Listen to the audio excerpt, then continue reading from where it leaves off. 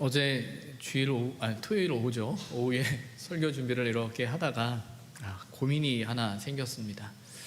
뭐였냐면 우리 옛들 입구에 이제 화분 두 개가 걸려져 있어요. 페투니아라고 하는 화분인데 이렇게 매달려져 있죠.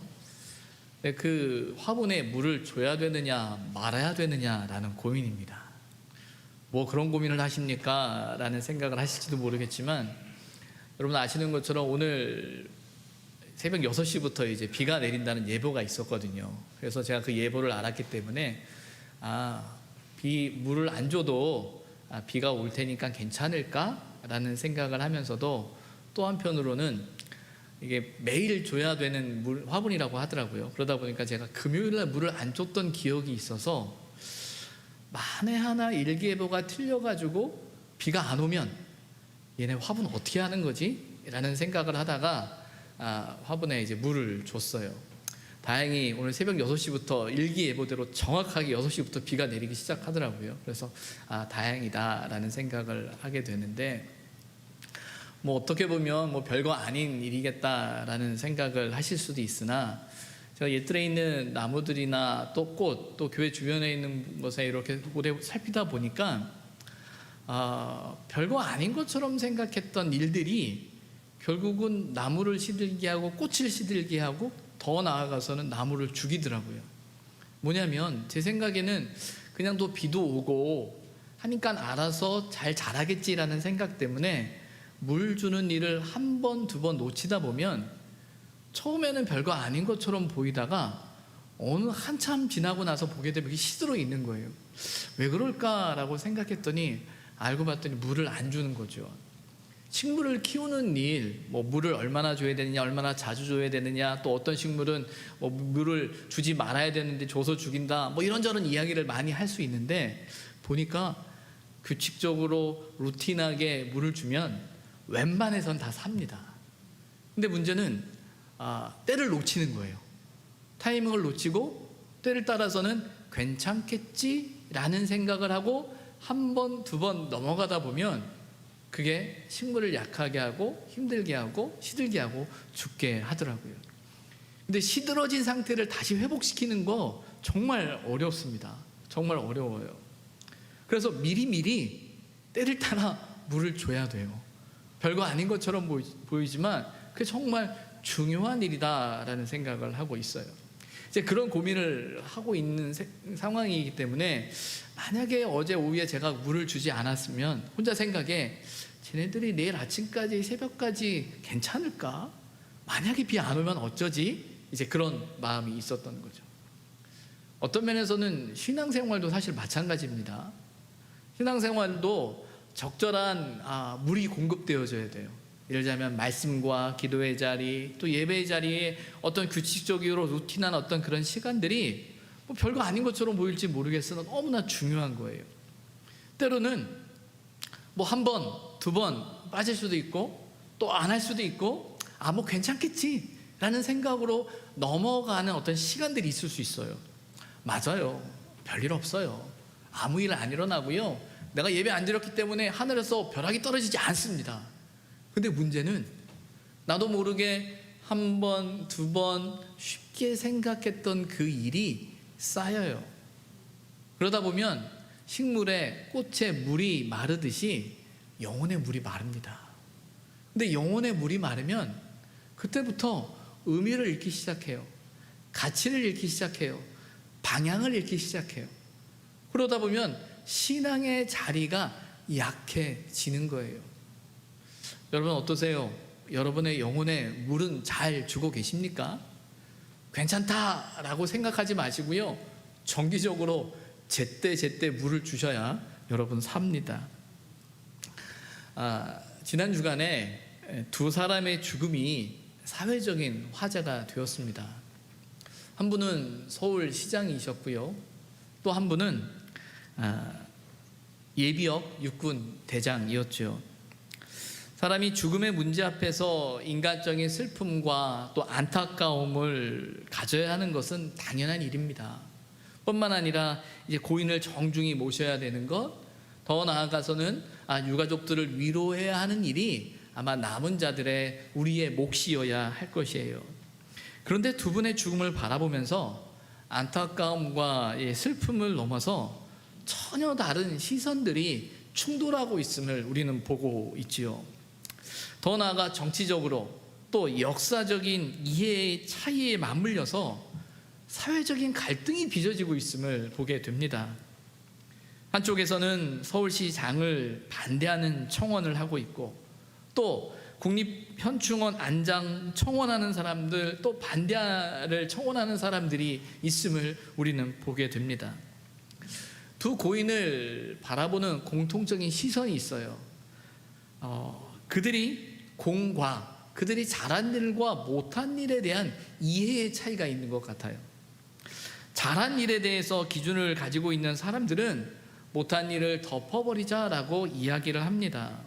또 못한 일을 기준으로 말하는 사람들은 못한 일에 대한 책임을 물어야 한다라고 말하고 있는 것 같아요. 이 말씀을 나누는 이 시간에 두 고인의 공과를 설명하고 우리가 이해하자라고 말씀드리는 건 아니고요. 이런 모습을 보면서 왜 이런 현상이, 왜 이런 문제가 일어날까라는 생각을 해보게 됩니다. 누구의 말이 맞는가, 누구의 말이 틀리는가라는 것에 우리의 관심이 있을지도 모르겠어요. 그러나 저는 누구의 말이 맞고 누구의 말이 틀리다가 중요하지 않습니다. 그 상황을 보면서 드는 생각은 뭐냐면, 다 각자가 가지고 있는 기준, 각자가 가지고 있는 가치, 또 각자가 가지고 있는 상황 속에서 그 모든 일을 판단하고 있다라는 거예요. 어찌 보면 이런 모습이 민주주의의 특성일 수 있겠죠. 또 좋은 말로 말하면 다양성이 존중되어진다라고 말할 수도 있겠죠. 근데 문제는 서로 다른 기준과 생각 때문에 빚어지는 갈등이 일어나고 있다라는 거예요. 왜 갈등이 일어날까요? 분명히 상대적이고 각자가 가지고 있는 생각의 차이, 아마 우리 교우들께서도 그런 상황을 보면서 이해하는 차이가 있을 거고 생각하는 차이가 분명히 있을 겁니다. 좋은 일이에요. 문제가 되지 않다고 좀 봐요. 그럴 수 있어요. 근데 중요한 건 그 기준을, 그 생각을 우리도 모르게 우선시할 뿐만 아니라 절대시하고자 할 때 그로 인해서 빚어지는 갈등이 있는 거죠. 분명히 이 모든 일은 상대적인 일인데 우리도 모르는 사이에 그 상대적인 일을 절대화시킨다라는 거예요. 이 절대화를 시키다 보면 어떤 현상이 벌어지냐면요, 서로가 힘을 규합합니다. 진영을 만들죠. 뜻을 같이 하는 사람을 모으고 힘을 모으죠. 그리고 뜻을 반대하는 상대를 향해 비난합니다. 갈등이 일어나게 되는 거예요. 더 나아가서는 그 진영에 대한 생각들, 그 진영에 대한 갖는 가치를 정당화하고 합리화하기 위해서 말합니다. 정의로운 일이라고, 선한 일이라고 말합니다. 정의와 선의 가치는, 특별히 믿음을 가지고 있는 저와 여러분에게 있어서 정의와 선의 기준은 사람에게 있지 않고 하나님에게 있음을 우리는 믿죠. 그래서 하나님 앞에 공의와 정의를 믿고 또 그것을 의지하는 게 저와 여러분의 신앙의 자리예요. 그런데 세상의 모습 속에는 분명히 상대적일 수 있는 거고, 상대적인 문제를 절대화하고 절대화하면서 그것을 가지고 갈등을 일으키고 문제가 되어지고 그로 인해서 서로에게 극심한 고통을 주는 이런 상황들을 볼 때 안타까울 수밖에 없다라는 거예요. 상대적인 것을 절대화하는 것도 문제지만요, 절대적인 것을 상대화하는 것도 커다란 문제입니다. 우리가 믿음을 가지고 살아간다라고 하는 것은요, 참 진리이신 하나님을 믿는 겁니다. 이 고백 속엔 하나님의 절대성을 인정하는 거예요. 하나님의 존재는 상대적인 존재가 아닙니다. 하나님은 절대적인 존재예요. 그래서 죄의 또 하나의 성격은 뭐냐면 하나님을 상대화하려는 경향이 있습니다. 하나님보다 사람을, 또 내 자신을 기준으로 삼고자 하는 경향성, 그게 사실은 죄예요. 절대적인 하나님을 기준으로 삼고 그 하나님의 그 기준에 따라 살아가야 할 우리의 삶을 여러 가지 이유와 상황을 가지고 상대화합니다. 하나님보다 사람을, 때로는 우리 자신을, 우리의 형편을, 우리의 처지를 기준으로 삼고자 하는 경향성들이 있어요. 근데 중요한 건 그런 상황들을 보고 그런 형편들을 이야기를 듣다 보면 더 마음이 움직이네요. 공감이 되네요. 아, 그럴 수도 있겠어. 아, 그렇지. 라는 어떤 그런 생각들이 들면서 어느 순간 우리의 마음이 그쪽으로 이렇게 흘러가는 경우들이 종종 있다라는 거예요. 성경이 우리에게 이야기하고 있는 동일한 메시지, 하나님은 사랑이십니다 라는 그 메시지와 함께 그 사랑이라는 것을 말씀하시면서 놓치지 않는 건, 성경의 메시지는 하나님을 절대화시킬 때 우리는 살 수 있다라고 이야기해요. 그런 하나님이 상대화되어지는 그 순간 우리는 죽는다라고 성경은 이야기하고 있습니다. 아니 목사님 무슨 그렇게 극단적인 이야기를 하십니까? 라고 말씀하실지 모르겠지만 성경의 메시지는 그게 사실입니다. 절대적인 하나님을 우리가 의지하고 사느냐, 그 하나님을 믿느냐, 그리고 그 하나님을 붙들고 살아가느냐, 아니면 그런 시대적인 상황 안에서 하나님이 아닌 다른 것을 의지하느냐라는 거예요. 사실 믿음을 가지고 있는 저와 여러분에게서 더 위험한 건, 그래 하나님은 절대적인 하나님이야 라는 사실에 대해서 아마 여기 계신 분들 부정하거나 부인하지는 않을 거예요. 근데 우리가 놓치는 실수가 있습니다. 그게 뭐냐면 하나님을 절대화한다라는 신앙의 고백의 의미를 우리 스스로가 약화시키는 거예요. 아, 맞아요. 하나님은 절대적인 분이시고 하나님 맞습니다. 그런데 하나님 그거 말고도 이럴 수 있지 않습니까? 라는 거예요. 하나님을 핑계로 다른 것을 절대화하는 거예요. 보여지는 것, 말하는 것, 하나님을 이야기합니다. 하지만 그 뒤에 사람이 숨겨져 있네요. 그 뒤에 사람의 뜻이 있네요. 그 뒤에 사람의 생각이 있네요. 이단 사이비의 특징이 그겁니다. 어찌 보면 우리와 똑같은 성경을 보고 있는지도 모르겠어요. 똑같이 예배드리고 똑같이 하는 것처럼 보여요.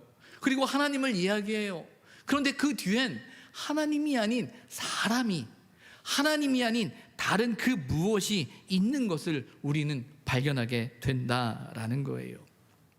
우상숭배의 모습, 어찌 보면 하나님이 아닌 다른 것을 섬긴다라는 그 우상숭배의 가장 큰 핵심은 절대적인 하나님을 온전히 신뢰하지 못하고 하나님을 상대화시키는 일이 우상숭배의 모습입니다. 성경을 볼 때마다 또 우상숭배에 대한 이야기를 할 때마다 제가 여러분들께 거듭거듭 이야기하는, 또 성경에 나오는 교훈 중에 하나는 뭐냐면 여로보암이라는 사람의 이야기를 여러분 잊지 마셔야 합니다. 여로보암은 북이스라엘의 첫 번째 왕이었죠. 그리고 하나님께서 북이스라엘을 세우셨고 여로보암을 세우셨어요. 그리고 여로보암에게 하나님의 말씀을 좇아 살아가기를 권면하셨고, 그렇게 살 때 하나님께서 다윗에게 주셨던 그 복을 너희에게도 주실 것이다 분명히 말씀하셨거든요. 물론 이스라엘이 남과 북으로 나뉘어지는 이 갈등의 상황이 인간적인 안타까움이 있지만, 그러나 그 속에는 또 하나님의 뜻이 있었고, 또 그 가운데 하나님을 좇아 살아가라는 그 하나님의 말씀이 여로보암에게 있었어요. 근데 문제는 여로보암이 하나님께서 자신을 세우셨다는 것을 알면서도 인간적인 불안함이 듭니다. 그 불안함은 무엇이냐면 남과 북, 남유다와 북이스라엘로 나눠진 건 사실이지만 그들의 신앙이 나눠진 건 아니에요. 그들은 여전히 예루살렘으로 가서 예배를 드리고 제사를 드려야 했어요. 그리고 그것을 당연하게 생각했었습니다. 여로보암은 이 사실을 알죠. 그래서 만약에 그 북이스라엘에 있는 사람들이 제사를 드리기 위해서 예루살렘으로 가다가 점점점 자신에게 멀어질 거라는 인간적인 생각 때문에 다른 대안을 세웠습니다. 그게 뭡니까? 베델과 단이라는 곳에 송아지를 세우고 이곳에 하나님이 계신다라는 거예요. 더 나아가서 예루살렘까지 안 가도 돼. 여기서 예배드리면 돼. 여기서 제사 드리면 돼. 라고 하면서 그들에게 신앙적인 편리를 제공했어요. 여로보암이 하나님이 아닌 다른 걸 섬기라고 말하지 않았어요. 여로보암이 하나님이 아닌 바알을 섬기고 하나님이 아닌 다른 우상을 섬기고 하나님이 아닌 다른 것을 말하지 않았어요. 하나님을 이야기했어요. 하나님 앞에 제사 드려라, 하나님 앞에 예배 드려라 라고 했어요. 그런데 예루살렘이 아니라 베델이야, 예루살렘이 아니라 단에서도 가능해 라고 이야기를 한 거죠. 그랬더니 사람들이 그래요? 좋죠. 예루살렘까지 안 가도 되면 여기서 우리가 제사 드릴 수 있으면 좋죠. 그 결과가 북이스라엘이라는 땅을 우상숭배의 땅으로 만든 거예요. 그 결과가 그 북이스라엘의 멸망뿐만 아니라 남유다의 멸망으로 치닫게 한 단초가 바로 거기에서부터 시작되어지는 거예요. 하나님이 아닌 다른 것을 말하지 않고 하나님을 이야기하는 그 하나님을 절대화하지 아니하고 상대화하는 그 순간, 하나님이 우리의 삶의 목적이 되지 않고 수단이 되어지는 순간, 그것 때문에 망하게 되는 사건이 여로보암의 교훈이죠. 아마 이 이야기는 여러분에게 자주 할 겁니다. 반드시 기억해야 돼요. 하나님 앞에서 신앙의 삶을 살아감에 있어서 하나님을 절대화한다는 건 저와 여러분의 삶의 중요한 신앙의 교훈이며 고백이어야 한다라는 거예요. 근데 문제는 이 일이 생각만큼 쉽지 않다라는 거예요. 말로는 이론적으로는 하나님을 절대화하고 하나님만을 섬기고 하나님만을 의지한다라고 말하지만 실제적인 삶을 살아감에 있어서 우리에게 부딪히는 현실적인 문제 앞에선 우리는 흔들린다라는 거죠. 그러면서 오늘 우리에게 말씀하시는, 또 우리가 함께 읽은 이 본문의 말씀은요, 사실은 우리를 고민하게 하고 또 우리를 이거 어떡하지? 라는 생각을 하게 합니다. 그러나 분명한 건 제자된 삶을 살아가는 저와 여러분에게 분명한 선택을 요구하고 계신다라는 거예요.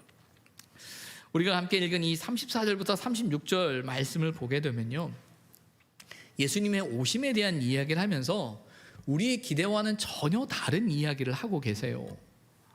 주님이 오셨는데 우리에게 화평이 아니라 검을 주기 위해 오셨다.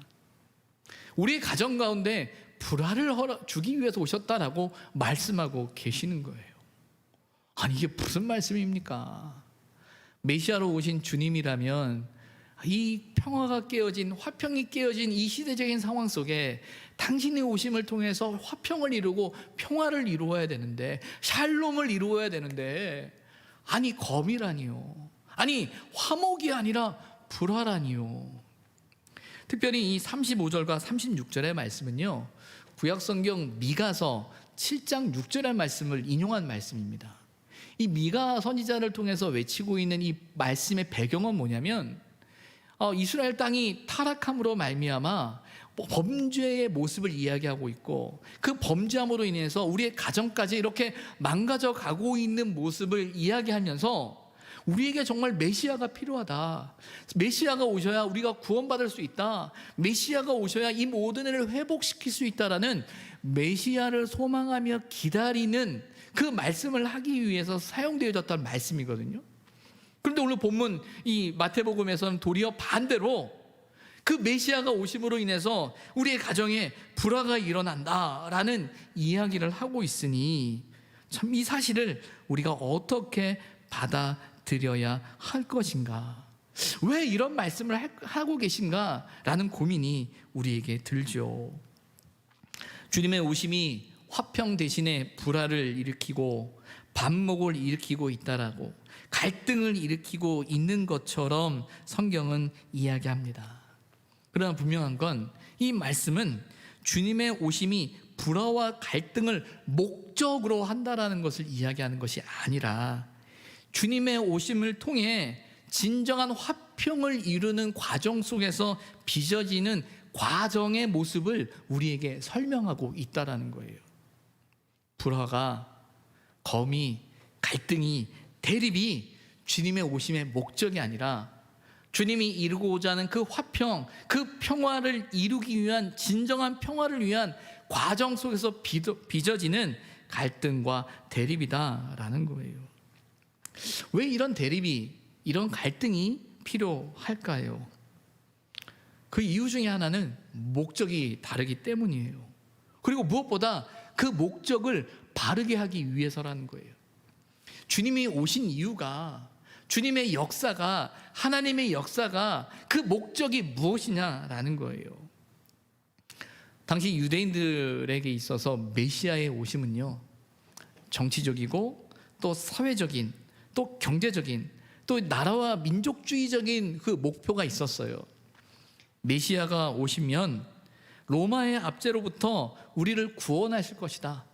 정치적인 해방, 경제적인 번영, 또 다시금 이스라엘 그 다윗의 나라의 도래를 이름으로 말미암아 하나님께서 이 땅 가운데 다시금 번영을 주실 것이다라는 어떤 정치적인 목적이 그들에게 있었던 거죠. 해방이 목적이었어요. 정치적인 해방이. 그런 기대가 있었다라는 거예요. 그러나 주님이 오신 이유는 그 정치적인 해방과 또 그들이 요구하는 번영과 또 그들이 겪고 있는 삶의 고난과 고통의 문제 해결 이전에 궁극적인 핵심은 영혼을 구원하는 거거든요. 하나님의 나라는, 저 천국은 이 땅을 살아가는 모든 사람이 겪고 있는 죄의 문제로 인해서 고통 가운데 있는 이들을 향해 예수 그리스도가 오심을 통해서 그들에게 하나님의 나라를 소망하며 예수 그리스도를 믿으며 살아가는 그 영혼을 구원하기 위한, 죄인을 구원하기 위한 하나님의 구원의 방편이었거든요. 그러나 사람들은 하나님을 이야기하지만, 메시아를 이야기하지만 그 메시아를 통해서 자신의 뜻을, 자신의 목적을, 자신의 계획을, 자신의 문제를 해결하기 위한 도구로서 생각하고 있었다라는 거예요. 예수님은 그 목적을 다르게 하시는 거죠. 서로의 가치가 다른 거예요. 가치가 다르기 때문에 충돌이 일어나는 거죠. 그리고 이런 충돌 속에서 예수님은 다시금 정립해 가는 거예요. 무엇이 맞는가? 무엇이 옳은가라는 거예요. 근데 중요한 건 이 가치의 대립과 이 문제 상황은 상대적인 문제가 아니라는 거예요. 절대적인 신앙의 가치와 기준을 가져야 하는 그 신앙의 고백의 자리여야 한다라는 거죠. 이어지는 37절부터 38절까지의 말씀엔 그 갈등의 모습이 나타나고 있어요. 37절을 보면 이렇게 이야기하죠. 아버지나 어머니를 나보다 더 사랑하는 자는 내게 합당하지 아니하고 아들이나 딸을 나보다 더 사랑하는 자도 내게 합당하지 아니하며. 아버지와 어머니를 사랑하는 것, 아들과 딸을 사랑하는 것, 그게 무슨 잘못이라고, 그게 무슨 문제라고 예수님은 이렇게 말씀하시는가? 예수님은 질투하시나? 아니, 우리가 우리의 부모를 사랑하고 우리의 가족을 사랑하고 우리의 자녀를 사랑하고 하는 것을 주님 질투하고 계시는가? 우리는 알죠. 성경에 보면 디모데전서 5장 8절 이렇게 말하거든요. 누구든지 자기 친족, 특히 자기 가족을 돌보지 아니하면 믿음을 배반한 자요 불신자보다 더 악한 자다라고 말씀하고 있어요. 가족을 돌보지 않는 자는 믿음을 배반하는 자다라고 말하고 있고, 불신자보다 더 악한 자다라고 말하고 있는 건 가족을 돌보고 가족을 사랑하고 가족을 책임져야 하는 그 책임의 부분에 있어서 마땅한 신앙의 모습이다라는 말씀이에요.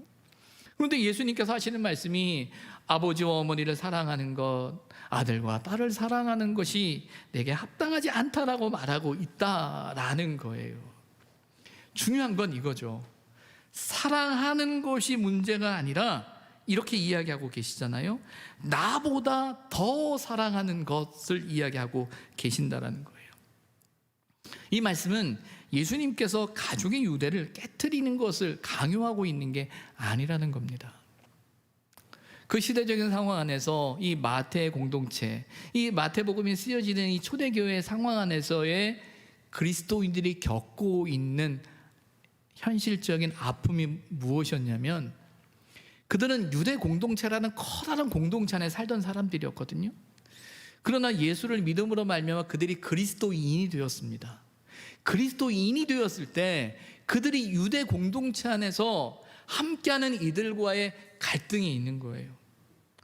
가장 가깝게는 가족 간의 갈등이 있고요.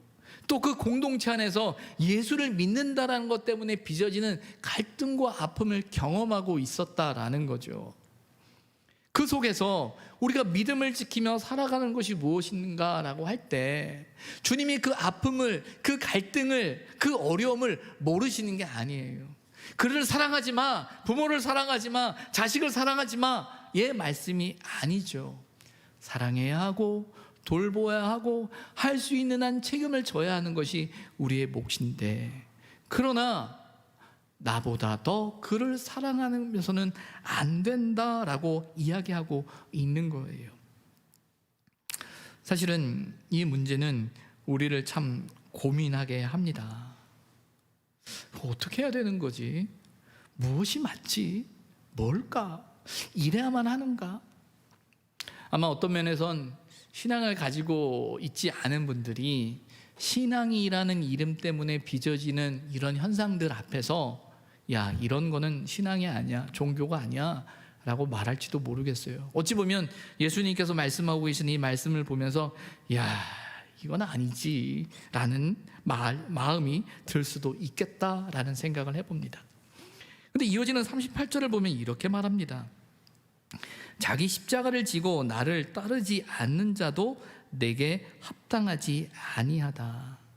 나보다 더 사랑하는 자도 합당하지 않다라고 말할 뿐만 아니라 자기 십자가를 지고 나를 따르지 않는 자도 내게 합당하지 않다.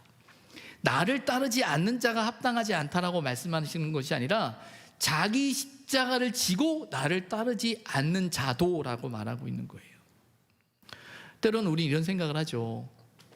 그것만 없으면, 그 일만 아니면, 그 상황만 아니면, 때로는 그 사람만 아니면 내가 하나님 더 잘 믿을 수 있는데, 더 봉사할 수 있는데, 더 열심히 낼 수 있는데, 더 헌신할 수 있는데, 때로는 어떤 상황이, 어떤 문제가, 어떤 사람이 하나님을 따르는 일을 방해하고 어렵게 하고 힘들게 한다라고 생각하는 경향이 우리에게 있어요. 그래서 우리가 주님을 따르지 못하는 것, 주님을 온전히 의지하지 못하는 것, 주님을 신뢰하며 나아가지 못하는 삶을 다른 것에 핑계를 삼을 때가 있어요. 근데 오늘 성경이 이야기하는 건 뭐냐면요, 주님을 따름에 있어서 자기 십자가를 지고 따르라는 거예요. 여기서 십자가의 문제는, 자기 십자가의 문제는 예수님이 지신 그 십자가의 의미를 상징하기도 하지만 또 한편으로는 저와 여러분이 감당해야 할 삶의 몫일 거예요. 삶의 상황일 거예요. 삶의 형편일 거예요. 삶의 처지일 거예요. 때로는 이것만 아니면, 이 문제만 아니면, 이 상황만 아니면, 이 사람만 아니면 내가 더 기쁘게 하나님을 따르고 더 행복하게 주님을 따르고 더 좋게 신앙생활을 할 수 있고 더 열심히 할 수 있을 텐데 라는 마음이 우리에게 들지도 모르겠어요. 그러나 성경은 이야기합니다. 주님은 말씀하세요. 그거를 지고 나를 따라와 라고 말씀하고 계시는 거예요. 이 말인즉슨 우리가 우리의 가족을 사랑하지 않고 우리의 가족을 돌보지 않고 그 가족에 대한 책임을 다하지 않는 것이 주님을 따르다라는 것이 아니라 어렵죠, 힘들죠. 그들 가운데, 그 갈등의 상황 가운데, 그 아픔의 상황 가운데 그것을 견뎌내며 그것을 참아내며 그 하나님을 따르는 그 일이 어렵죠. 그런데 그 어려움 속에서도 그렇게 주님을 따르는 자가 합당한 자다라고 말씀하고 있는 거예요. 그런 면에선 신앙생활이 참 힘들어요. 어려워요. 아니 좀 쉽게 하시고 또 주님 그냥 딱 잘라서 그냥 그렇게 하지 마라고 하시면 좋은데 아니거든요. 부모도 더 사랑해야 되고 자식도 더 사랑해야 되고 힘들어도 그것을 품고 그리고 나를 따라와 라고 말씀하고 계신다라는 거예요. 여러분들은 어떻게 생각하십니까? 주님을 따른다라는 것만도 쉽지 않은 일인데 십자가를 지고 따르라 해도 너무하신다라는 생각이 우리에게 들 수도 있습니다.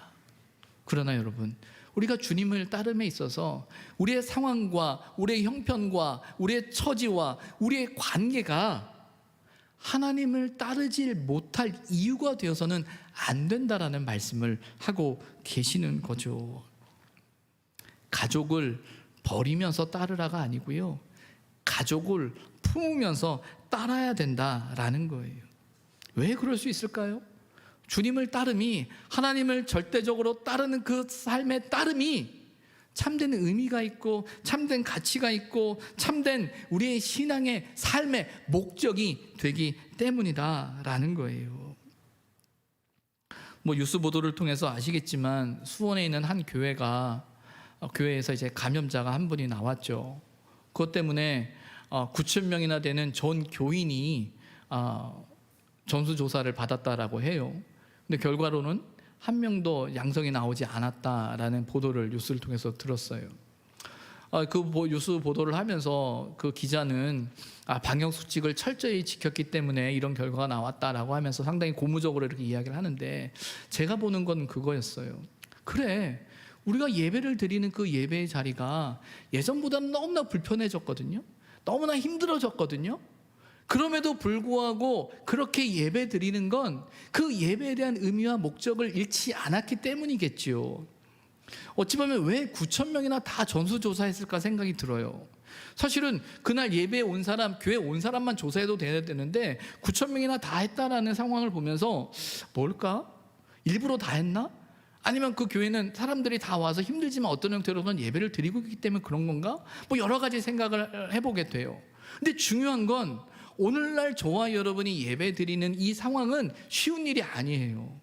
예전보다 2배, 3배 더 마음을 써야 하고요, 시간을 써야 하고요, 또 조심해야 되고요, 또 어떤 면에서 오늘 예배를 위해서 주중을 조심해야 되는 이유일 수도 있어요. 내 만남을, 내 관계를, 내 삶을 조심해야 할 수도 있어요. 그럼에도 불구하고 우리가 이 예배의 자리를 지키기 위해서 그런 노력을 하는 건 거기에 가치가 있는 거죠. 코로나19의 상황은요, 때로는 잠시 우리가 예배를 못 드릴 수 있는 이유는 되지만 우리가 예배를 안 드려도 될 이유는 되지 않습니다. 그런데 안타까운 건 우리가 예배를 못 드릴, 잠시 못 드렸던 이유가 예배를 안 드려도 되는 것처럼 생각하고 있는 우리의 모습을 우리는 다시 한번 생각해 보아야 하는 거예요. 하나님 앞에 예배하는 것, 하나님 앞에 신앙의 자리를 지켜가며 살아가는 것, 우리가 지금까지 신앙을 지키며 믿음으로 살아갔던 그 삶의 상황들, 결단들, 고백들, 몸부림들이 그렇게 가벼운 것인가요? 그렇게 쉬운 것인가요? 어찌 보면 우리가 가지고 있는 이 신앙의, 하나님의 절대성에 대한 신앙의 고백은 다른 사람들이 상대화시키지 않아요. 세상 사람들이 상대화시키지 않습니다. 물론 불평할 수 있겠죠. 공격할 수 있겠죠. 하지만 여러분, 안타까운 건 하나님의 절대성을 상대화시키는 건 어떤 면에서는 하나님을 안다라는 저와 여러분일 수도 있습니다. 우리의 형편과 우리의 상황과 우리의 처지와 때로는 내 양심의 자유함 때문에 절대적인 그 하나님에 대한 그 고백 앞에서 다른 그 무엇을 찾고 있을 수도 있다라는 두려운 마음이 우리에게 들어요. 주님은 분명히 말씀하십니다. 자기 십자가를 지고 나를 따라야 된다라고 말씀하고 계시는 거죠. 이어지는 39절은 이렇게 이야기합니다. 자기 목숨을 얻는 자는 잃을 것이요 나를 위하여 자기 목숨을 잃는 자는 얻으리라. 많이 듣던 이야기죠. 이순신 장군이 난중일기에서 이렇게 이야기했다고 해요. 필사즉생, 필생즉사. 사실은 이 말은 이순신 장군의 말이 아니고요, 주전 4세기에 나왔던 오자병법이라는 그 병법서에 나왔던 이야기입니다. 그래서 이 이야기를 또 안중근 의사도 이렇게 이야기하죠. 또 우리도 알죠. 죽을 각오로 하면 산다, 살려고 하면 죽는다. 우리는 잘 알아요. 그래서 죽을 각오로 하다 보면 살 수 있어 라고 우리는 서로를 격려하고 또 이 삶에 대한 의미를 부여하기 위해 이야기하기도 합니다. 근데 그 말씀을, 그 이야기를 오늘 주님께서 말씀하고 계시네요. 자기 목숨을 얻는 자는 잃을 거야, 자기 목숨을 잃는 자는 얻을 거야. 근데 뭐가 다른 거죠? 오늘 주님의 말씀이 지금까지 회자되어지고 있는 세상의 이야기와 뭐가 다른 거죠? 무엇이 다른 겁니까? 어찌 보면 제자들에게 그냥 죽을 각오로 살아, 그러면 살 수 있어, 그냥 죽어, 그러면 살 수 있어, 그 얘기를 하는 걸까요? 오늘 성경은 우리에게 분명한 기준을 이야기해요. 뭐라고 이야기하죠? 나를 위하여 라고 말합니다. 그 죽음이, 그 죽고자 함이 나를 위한 일이면 살 수 있어 라고 이야기하고 있는 거예요. 죽음에 대한 선택이, 그 고난에 대한 선택이, 그 아픔에 대한 선택이 나를 위한 것이라면 살 수 있어 라는 거예요. 오늘 말씀의 가장 큰 핵심은 여기에 있습니다. 사랑해야 되느냐, 버려야 되느냐, 부러워야 되느냐, 무엇을 해야 되느냐, 우리가 무엇을 해야 되느냐의 문제가 아니라 우리가 정말 중요하게 세워야 할 그 원칙이 어디에 있느냐라는 거예요. 주님이 제자들에게 하시는 말씀은 뭐냐면 나를 위하여 죽어라, 그래야 산다라고 말하는 거예요. 왜 이렇게 말씀할 수 있으실까요? 왜 주님이 이렇게 말씀하실까요? 죽을 각오를 해야 산다, 그런 인간적인 말일까요? 만약에 제가 그렇게 이야기하면 그만큼 무책임한 말 없습니다. 책임도 못 지는 말을 하는 거예요. 그런데 중요한 건 주님이 말씀하시잖아요. 나를 위하여 자기 목숨을 잃는 자는 얻을 것이다. 왜 이렇게 말씀할 수 있으세요? 주님이 책임질 수 있거든요. 하나님이 책임지시거든요. 그 죽음이, 그 아픔이, 그 고통이, 그 고난이 결코 헛되지 않을 것이다. 왜? 내가 책임질 거야. 내가 붙들 거야. 내가 지킬 거야. 내가 함께 할 거야. 세상의 삶 속에 하나님을 믿으며 살아가는 삶의 자리 때문에 고난이 있고 고통이 있고 아픔이 있죠. 어찌 보면 지금까지 저와 여러분은 좋은 시절을 보냈을지도 몰라요.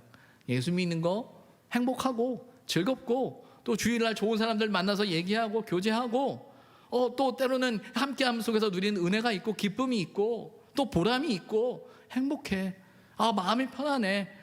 좋아. 근데 여러분, 오늘의 시대를 살아가는 신앙의 자리는요, 행복을 추구하고 즐거움을 추구하고 좀 더 나은, 좀 더 편안한, 거기에 우리의 신앙의 방점을 두면 우리의 신앙의 방향을 잃어버립니다. 오늘 성경이 우리에게 이야기하고 있는 것, 나를 위하여 죽어라 라고 말씀하시는 게 하나님의 말씀이에요. 그래서 저는 이 말씀이 너무나 부담스럽습니다. 왜? 오늘 우리가 살아가는 삶의 방향이, 저와 여러분이 추구하고 있는 신앙의 방향이 주님을 위해서 죽는 건 너무나 어리석게 보고 있는 그런 삶을 살아가고 있거든요. 왜 죽어요? 살아야지. 살려고 믿는 거지. 왜 죽어요? 그런데 성경이 우리에게 이야기하고 있는 건 죽어야 산다라는 거예요. 그게 기독교가 가지고 있는, 저와 여러분이 가지고 있는 신앙의 역설입니다. 그런데 중요한 건 그 역설을 믿는 건, 그 일을 이루시는 분이 내가 아니라 하나님이기 때문이에요. 우리의 열심이 아니라 하나님이 하셔야 될 일이기 때문이에요. 그래서 고난 가운데, 고통 가운데, 아픔 가운데, 특별히 내가 아무것도 할 수 없다라고 생각하고 내가 살펴야 할, 내가 마음을 두어야 할, 내가 뜻을 두어야 할, 내가 놓지 못하는 그것이 있을 때, 그럼에도 불구하고 주님을 위하여 그걸 놓을 때 우리는 살 수 있는 거예요. 근데 여러분, 한번 생각해 보세요. 정말 내가 그걸 붙들고 있으면 살 수 있습니까? 내가 내 가족을 붙들고 있고, 내가 내 건강을 붙들고 있고, 내가 내 돈을 붙들고 있고, 내가 내 삶의 문제를 붙들고 있으면 정말 살 수 있습니까? 그게 우리를 살립니까? 그러면 붙드세요. 붙으셔도 됩니다. 근데 주님은 아시거든요. 아니라는 걸. 나를 붙들어야 너희는 살아라고 말씀하시는 거거든요. 나를 위해서 너희가 죽을 때 너희가 산다라는 거거든요. 저와 여러분의 삶 속에서 이 신앙의 고백이 우리에게 있기를 소망합니다. 저는 이 말씀 앞에서 두려운 마음이 들어요. 도망가고 싶어요. 그러나 이 말씀 앞에서 저와 여러분이 도전되어졌으면 좋겠어요. 하나님, 두렵습니다. 하나님, 걱정이 앞서고요. 하나님, 도대체 예수 믿는 것, 하나님 믿는 것, 지금까지 신앙생활하는 것은 전혀 다른 이 분위기, 이게 맞는지 모르겠습니다 라는 고민 속에서 우리는 갈등하고 있을지 모르겠습니다. 그러나 그 갈등하고 있는 저와 여러분에게 주님이 말 그대로, 정말 있는 그대로 말씀하시는 거예요. 나를 위해 죽어, 그래야 살아. 왜? 내가 너 책임질 거야. 그 하나님의 말씀 앞에, 그 하나님의 말씀을 붙들고 주님을 위해 살아갈 수 있는 저와 여러분이 되기를 주님의 이름으로 부탁을 드립니다. 기도하겠습니다.